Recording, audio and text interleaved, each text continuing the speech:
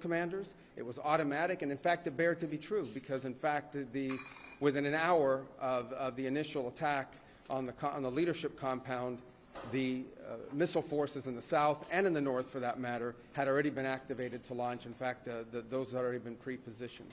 The third is the assessment that was made that if we stood and waited for that attack to come first before we hit them, we would suffer much higher casualties.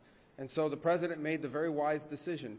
We knew that there was going to be an Israeli action. We knew that that would precipitate an attack against American forces. And we knew that if we didn't preemptively go after them before they launched those attacks, we would suffer higher casualties and perhaps even higher those killed. And then we would all be here answering questions about why we knew that and didn't act.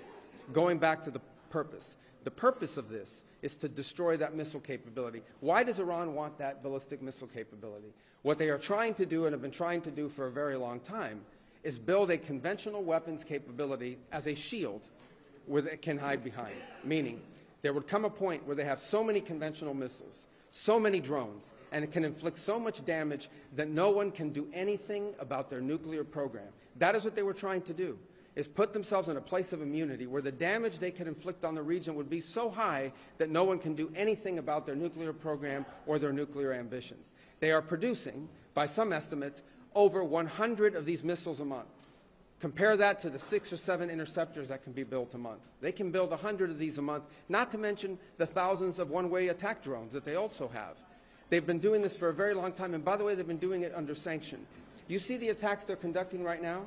They're attacking airports, they're attacking hotels, they're hitting not just military bases, they're attacking our embassies directly, they're attacking facilities that have nothing to do with war or with military, and that's a weakened Iran. That's in Iran despite years of sanction. Imagine a year from now, or a year and a half from now, the capabilities they would have to inflict damage on us. It's an unacceptable risk, especially in the hands of a regime that's run by radical clerics. The Ayatollah was a radical cleric. That entire regime is led by radical clerics who don't make geopolitical decisions. They make decisions on the basis of theology, their view of theology, which is an apocalyptic one. That has to be taken very seriously as well. So that was the purpose for what this operation is all about. That's what it's focused on. As the President said earlier today, it is on or ahead of schedule.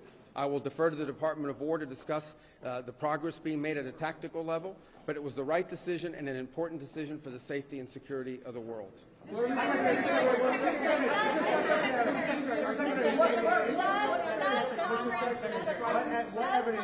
to weigh in? Does Congress have to weigh in? Is the President declaring war, and does Congress have to weigh in?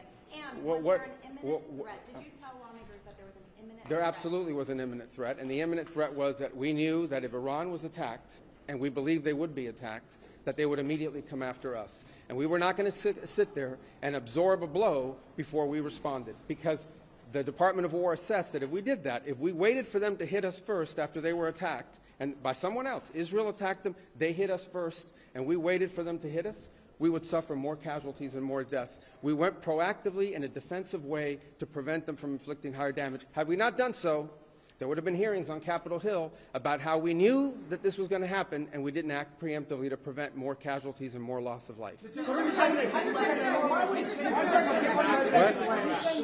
was forced to strike because of an impending Israeli action? No, let me two things I would say. Number one is, no matter what, ultimately this operation needed to happen. That's the question of why now. But this operation needed to happen because Iran in about a year or a year and a half would cross the line of immunity, meaning they would have so many short-range missiles, so many drones, that no one could do anything about it because they could hold the whole world hostage. Look at the damage they're doing now. And this is a weakened Iran. Imagine a year from now. So that had to happen. Obviously, we were aware of Israeli intentions and understood what that would mean for us, and we had to be prepared to act as a result of it. But this had to happen no matter what. Secretary, President Trump said overnight that his top choices to now run Iran were killed in the strikes. Does the United States have a firm plan for how they intend to handle this power vacuum in Iran to ensure that an Iron hardliner does not take power? So two things, and two things can be true. Number one is our mission and our focus is the destruction of their ballistic missile capabilities and their ability to manufacture them, as well as the threat posed by their Navy to global shipping. That's our objective. That said, we would not mind, we would not be heartbroken, and we hope that the Iranian people can overthrow this government and establish a new future for that country. We would love for that to be possible. But the objective of this mission is the destruction of their ballistic missile capabilities and of their naval capabilities. How do the United States, Mr. Secretary? Yeah. Mr. Secretary, so are you saying, based on that, are you saying that there is no responsibility, no plan for the U.S. to at least play a role in whatever government comes next? We might. We'll see how circumstances play out. But I'm telling you what the objectives of this operation are. The objectives of this operation are to destroy their ballistic missile capability and make sure they can't rebuild it, and make sure that they can't hide behind that to have a nuclear program. That's the objective of the mission. That said, abundantly clear, we would love for there to be an Iran that's not governed by radical Shia clerics. As I've said myself repeatedly for years, the leadership of that country does not reflect the people of Iran, and I think that's been pretty apparent in the protests that you've seen. If there's something we can do to help them down the road, we'd obviously be open to it, but that's not the objective. The objective of this mission is the destruction of their ballistic missile capability. Regime change has not gone well for the United States. The what now? Regime change has not gone well for the United States for many, many decades. How do you assure the American public that things will not get worse for the next regime that comes in there and replaces the actual? Well, we would love to see this regime be replaced. And ultimately, as the President has said, Now, he how calls... do you know that? No, but let me finish my answer. As the President has said, he would love for the people of Iran to use this as an opportunity to rise up and remove these leaders. They've been wanting to remove them from a long time. We've seen successive waves of protests, and we've seen them slaughter people. Okay? But the objective of this mission is to make sure they don't have these weapons that can threaten us and our allies in the region. That's why we're doing what we're doing now.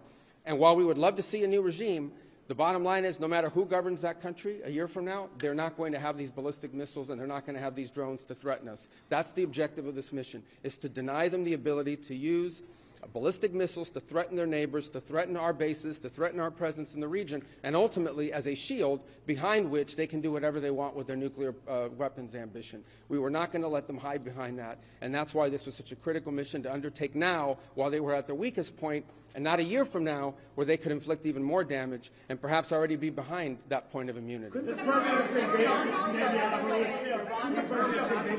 right here behind. Go ahead, you and then you. Yes. Your critics in Congress have said that they should have a role, they should be able to weigh in here, and there are going to be war powers resolutions votes in Congress later this week. Why not notify Congress ahead of this, and does Congress... Well, we did. We notified Congress. I mean, we notified the Gang of Eight. We notified congressional leadership. There's no law that requires us to do that. The law says we have to notify them 48 hours after beginning hostilities. We've done that. I think the notification went today. But we did notify members of Congress in advance. But we can't notify 535 members of Congress. And, well, the Congress can vote on whatever they want, but there's no law that requires us to do that. And I want to say something, because I see people on TV. Look, that's fine. If they want to take a war powers vote, they can do that. They've done that. They've done that a bunch of times. But there's no, people keep saying that there's no law that requires the president to have done anything with regards to this. To begin with, no presidential administration has ever accepted the War Powers Act as constitutional. Not Republican presidents, not Democratic presidents. That said, we have followed the notification at 48 hours, and we're here today. I've done more Gang of Eight briefings than I got in the 4 years that Biden was president and I was a member of the Gang of Eight. All of that said, we've complied with the law 100%.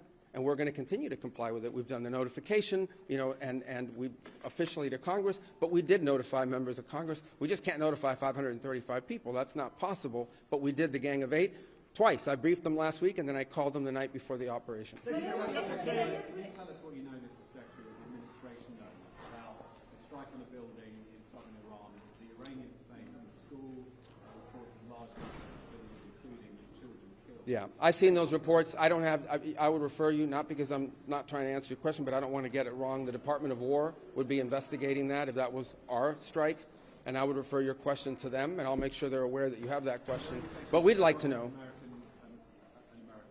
Well, clearly, the United States would not deliberately target a school. Our objectives are missiles, both the ability to manufacture them and the ability to launch them, and the one-way attract drones. That would be our focus, and that's what we would be focused on. We would have no interest and, frankly, no incentive to target civilian infrastructure. The Iranians are, on the other hand, targeting civilian infrastructure. You guys have seen it. I'm sure you've seen it. They're hitting hotels. They're hitting embassies. They're hitting airports. They're hitting oil infrastructure. Well, it'd be very tragic, but I can't speak to the details behind it because I just don't have it. It would be a tragic outcome if it's happened. I don't have the details as to what led to it. But what is clear is that the United States would not deliberately target a school. They are, on the other hand, deliberately targeting civilians, as you've seen, because you know why? They are a terroristic regime. They sponsor terrorism and they participate in terrorism. What's your message to Americans who are concerned about rising energy prices given the spiking of oil prices today? Yes, and we knew that going in would be a factor, and so we have a program in place that will begin to be implemented by Secretary Wright, Secretary Bessent. We talked about it last night, again, about this program. We talked this morning, and starting tomorrow you will see us rolling out those phases to try to mitigate against that. Obviously, markets are going to be reacting to news about what's happening. And again, a reminder, think about it, okay? This terroristic regime, led by radical clerics, has the ability, potentially, to shut off 20% of global energy. That's the kind of leverage they have because of their Navy. We're going to destroy their Navy. But there is a plan in place. We anticipated this could be an issue, and Secretary Wright and Bessent will begin to roll out those steps starting tomorrow to mitigate against the impact that could have. What time? I got to do this briefing, so I got a couple more. Yeah. Do you anticipate putting boots on the ground, and how long do you anticipate the conflict to last? Well, we don't. Let me say two things about it. Number one, the president always has the options to undertake whatever operations he decides to do as the commander-in-chief. That said, we believe the objective that we have set for this mission, which is the destruction of their ballistic missile capabilities, both launch capability and manufacturing, can be achieved without ground forces. Right now, we're not postured for ground forces, but obviously the president has those options. He's never going to rule out anything. But right now, our focus is on the destruction of their ballistic missile launchers, their ballistic missile stockpiles, and their ballistic missile manufacturing capability, as well as their one-way attract drones and their Navy, because of the threat it poses to global shipping. How long is All right, I can only do one more. Right there in the middle. Yes, sir. Is there a diplomatic exchange going on right now between the U.S. and Iran? Any exchanges whatsoever outside of No, not at this time. I mean, look, we always have people that reach out from inside of governments. You don't know if they're authorized to reach out or not. They're suffering a tremendous amount of damage. Honestly, again, I'm not going to give away the details of our tactical efforts, but the hardest hits are yet to come from the U.S. military. The next phase will be even more punishing on Iran than it is right now. Someone was screaming, how long will it take? I don't know how long it'll take. We have objectives. We will do this as long as it takes to achieve those objectives, and we will achieve those objectives. The world will be a safer place when we're done with this operation. All right? Thank you, guys. Thank you.